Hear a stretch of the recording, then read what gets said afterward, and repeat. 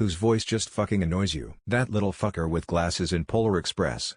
I just can't stand it. That fucking one kid from the Polar Express, and you know exactly who I'm talking about. The voice that says try not to come. You won't last 20 seconds. Literally any YouTuber whose videos are aimed for kids. My mom when she's drunk. My voice when I hear it in any sort of recording. James Charles, his voice is so grating. Both Haley and Daniel at work have absolutely fucking annoying voices. Fuck you, Haley and Daniel, I'm glad you're both leaving. Nancy Grace. Edit thanks for the awards friends, glad to see the majority feels the same lol. Trisha Paytas. Everything about her is an absolute train wreck.